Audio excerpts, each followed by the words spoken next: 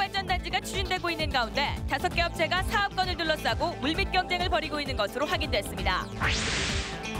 강으로 회귀한 연어를 먹을 경우 맛도 떨어지지만 무엇보다 식중독 위험이 높은 것으로 밝혀졌습니다. 고객 몰래 통장을 만들고 카드를 발급받는 등 금융기관의 실적주의가 범죄로 이어지고 있습니다. 강동권 관광개발 사업의 핵심 시설인 고래 센트럴파크의 사업 타당성이 부족한 것으로 나타나 강동권 개발에 적신호가 켜졌습니다. 여러분 안녕하십니까? 11월 21일 수요일 UBC 굿모닝 울산입니다. 울산지방은 오늘 아침 최저기온이 0도를 기록하며 초겨울 추위가 이어졌습니다. 하지만 한낮에는 추위가 다소 누그러져 낮 최고 13도가 예상됩니다. 내일은 오늘보다 기온이 다소 올라 아침 최저 5도, 낮 최고 14도가 예상되며 모레쯤 비 소식이 있을 것으로 내다봤습니다. 울산기상대는 당분간 건조한 날씨가 이어지겠다며 화재와 건강관리를 당부했습니다. 북구 동대산이 울산 최초의 풍력발전단지 입지로 각광받고 있습니다. 이미 5개 업체가 전직 울산시 고위공무원과 대학 교수 등을 동원해 치열한 사업권 경쟁을 펼치고 있습니다. 조윤호 기자의 단독 보도입니다. 전력 생산비가 싸고 연료와 폐기물이 없는 일석이조의 청정에너지. 이 무공해 풍력발전단지가 울산에서 처음으로 조성됩니다. 북구청은 동대산 일대에 연간 2만 가구의 전력을 공급할 수 있는 풍력발전기 20대를 세우기로 하고 계측기를 설치해 오는 2014년까지 사업성을 검토하기로 했습니다. 풍력과 같이 신재생 에너지, 지속 가능한 에너지 정책은 시대적 하도 있는 만큼 동대산은 풍력 단지로서 아주 적합한 지역이라고 생각합니다. 에너지기술연구원의 검토 결과 바람 자원이 양호한 것으로 확인되면서 벌써부터 사업권 유치 경쟁이 치열합니다. 발전업체 4곳과 대기업 1곳이 유치 경쟁에 뛰어든 가운데 일부 업체는 전 울산시 고위공무원과 대학 교수들을 영입해 유치자문위원회까지 꾸린 것으로 알려졌습니다. 북구 동대산 정상입니다. 무엇보다도 이 일대가 풍력발전단지 입지로 관심을 모으는 것은 이렇게 임도가 이미 잘 개설돼 있기 때문입니다. 추가적인 환경훼손이나 막대한 도로 개설 공사비 걱정을 덜 수 있다는 겁니다. 그렇죠. 임도를 활용하면은 그리고 또 깨끗하게 또 우리 길도 내줄 수 있잖아요. 한 2년 전부터 볼 수 있어요. 저는 미치겠습니다. 다른 민간 기업이 문제예요. 동대산 풍력발전단지에는 전망대와 테마공원 조성도 함께 조성될 예정이어서 울산 지역 또 하나의 명소가 될 것으로 보입니다.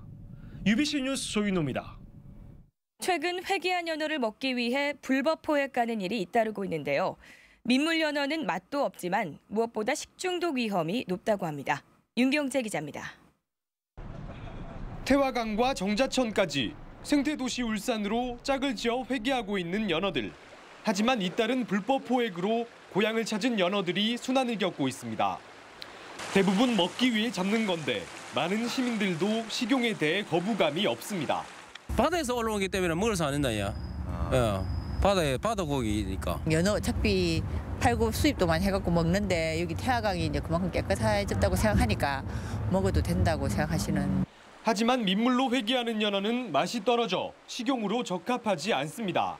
시중의 연어는 대부분 바다에서 잡아올린 외국산입니다.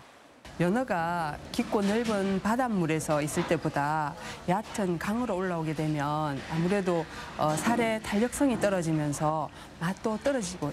무엇보다 산란기 회귀 연어를 날것으로 먹으면 건강에 해로울 수 있습니다.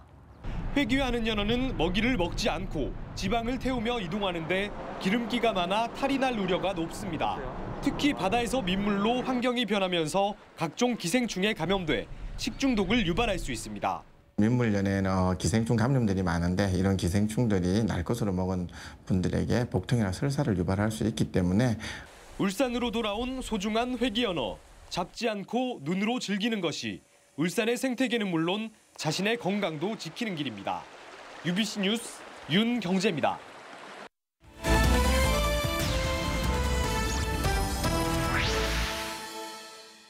한 신협 직원이 고객 이름으로 통장과 카드를 만들어 사용했다는 소식 어제 전해드렸는데요. 금융권의 과도한 실적주의가 이 같은 결과를 낳았다는 지적입니다. 김규태 기자가 취재했습니다. 3년 동안 은행에서 근무하다 최근 그만둔 김모 씨. 어렵게 들어간 직장이지만 실적에 대한 압박감을 견디지 못하고 결국 퇴사를 결정했습니다. 카드도 만들어야 되고 예금, 대출, 보험 상품까지 실적에 대한 스트레스가 너무 컸죠. 은행 직원들이 실적에 대한 스트레스를 받을 수밖에 없는 건 실적이 연봉이나 인사고가와 직결되기 때문. 이 실적에 따른 연봉의 인센 피부를 받아가는 수도 있고 내년에 연봉 재결할 때 그게 파악될 수도 있고. 이 때문에 은행 직원들 사이에선 행복은 실적순이라는 말이 오갈 정도입니다.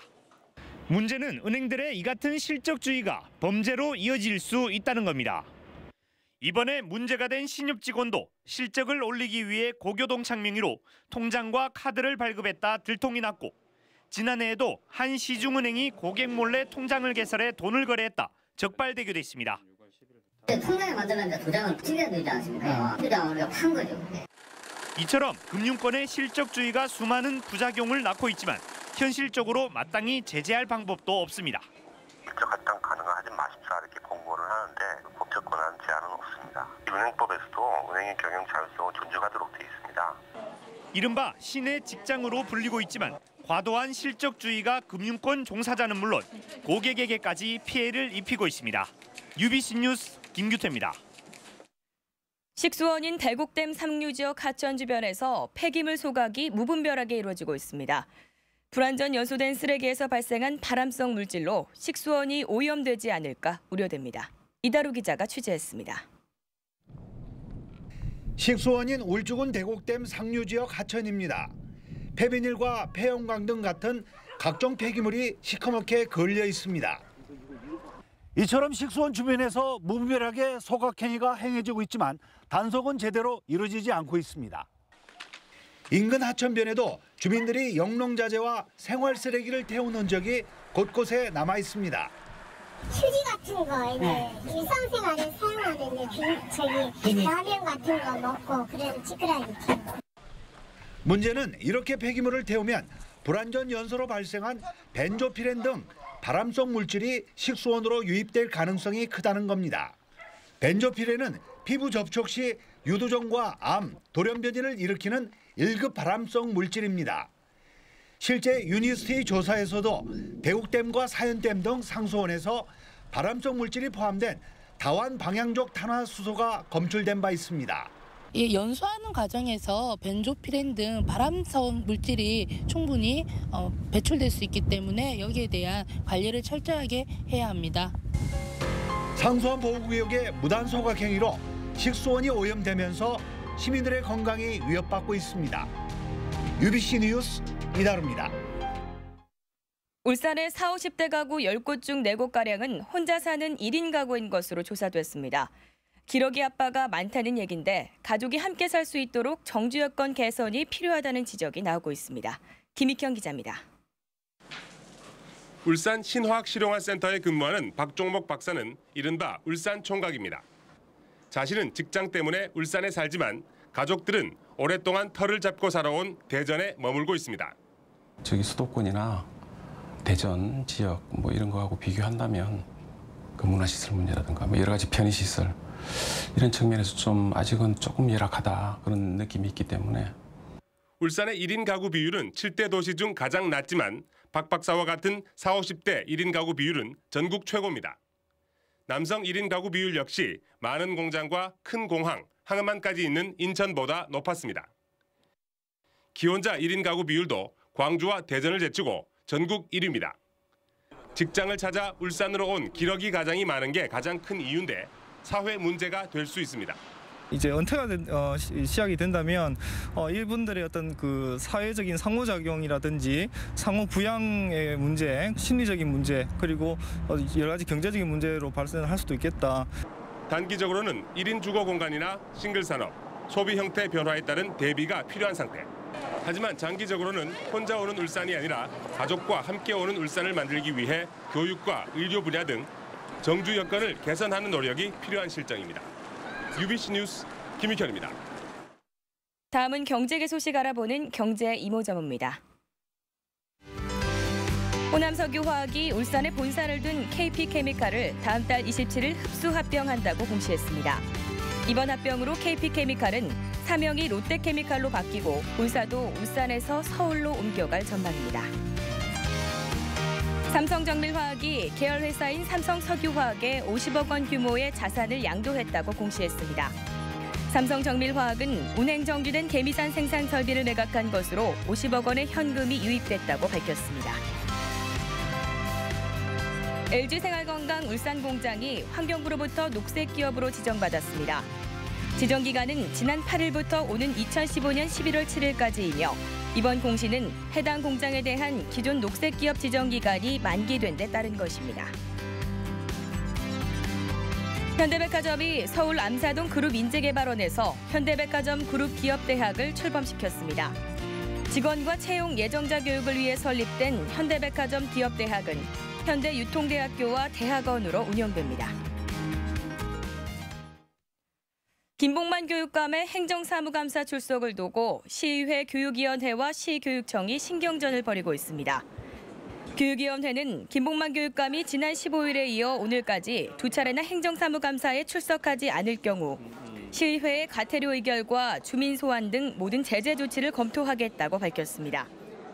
이에 대해 울산시 교육청은 올해 전국에서 시의회 상임위 행정사무감사에 시도교육감이 출석한 것은 2곳에 불과하다며 출석 여부는 오늘 교육감이 결정하기로 했다고 설명했습니다. 택시를 대중교통으로 인정하는 법안이 추진되면서 버스업계가 전면 운행 중단을 예고해 울산도 교통 대란이 우려됩니다. 울산 시내버스 운송조합 등은 오늘 관련법 개정안이 국회 법사위를 통과하면 내일 모든 시내버스 운행을 중단할 것이라고 밝혔습니다. 울산시는 전세버스 투입 등 비상수송 대책을 준비하고 있지만 가을 성수기로 투입 가능한 전세버스가 100여 대에 불과해 시민 불편이 예상됩니다. 강동권 관광개발 사업의 핵심 시설인 고래 센트럴파크의 사업 타당성이 부족한 것으로 나타나 강동권 개발에 적신호가 켜졌습니다. 한국개발연구원은 최근 전국 최대 규모의 아쿠아리움과 고래 공연장을 포함한 고래 센트럴파크 건립의 사업 타당성이 부족하다며 울산시에 전면 보완을 요구했습니다. 울산시는 그러나 사업 추진이 조금 늦어질 뿐 사업 자체가 완전히 무산된 것은 아니라고 설명했습니다. 운산 국가산업단지 내 당월지구 20만 제곱미터의 산업단지 조성 사업이 울산시의 공영개발로 추진되게 됐습니다. 중앙행정심판위원회는 어제 민간 사업자인 유니언로직스가 낸 행정심판 청구를 기각하고 울산시의 손을 들어줬습니다. 이에 따라 울산시는 당월지구 일대를 산업단지로 공영개발하기로 하고 오는 2014년 착공할 계획입니다. 어제 행정심판에는 박맹우 시장이 직접 참석해 공영개발의 당위성을 설명했습니다. 남구의 비즈니스 호텔이 잇따라 들어설 전망입니다. 남구청은 남구 달동의 지하 2층, 지상 11층 규모의 비즈니스 호텔이 지난 4월 착공에 들어간 데 이어 롯데호텔과 맥스관광호텔도 남구에 사업 승인 신청을 했다고 밝혔습니다. 이에 따라 남구는 오는 30일 건축심의위원회를 열어 2개 호텔의 건축 심의를 하기로 했습니다. 400톤이던 하루 처리 용량을 650톤으로 증설한 성암 폐기물 매립 소각장이 일석사조의 효과를 거두고 있습니다. 울산시는 소각 과정의 폐열로 생산한 고압 스팀을 인근 공장에 공급해 연간 170억 원의 수익을 올리고 이로써 연간 11만 톤의 온실가스를 줄이고 있다고 밝혔습니다. 또 매립장에는 소각재와 타지 않는 쓰레기만 묻어 악취를 없앴고 국내외에서 벤치마킹을 하기 위해 이곳을 찾아 친환경 생태도시 이미지에도 큰 도움이 되고 있다고 덧붙였습니다. 도심 속 하천인 남구 여천천을 제2의 청계천으로 만들기 위한 고양해강 조성 사업이 오는 2014년 준공을 목표로 다음 달에 착공합니다. 이번 고양해강 조성 사업에는 모두 300억 원의 사업비가 투입되며 남구 신정동 두왕로에서 울산항까지 6.5km에 거쳐 구간별로 테마가 있는 수변 공간이 조성됩니다. 이상으로 UBC 굿모닝 울산을 마칩니다. 고맙습니다.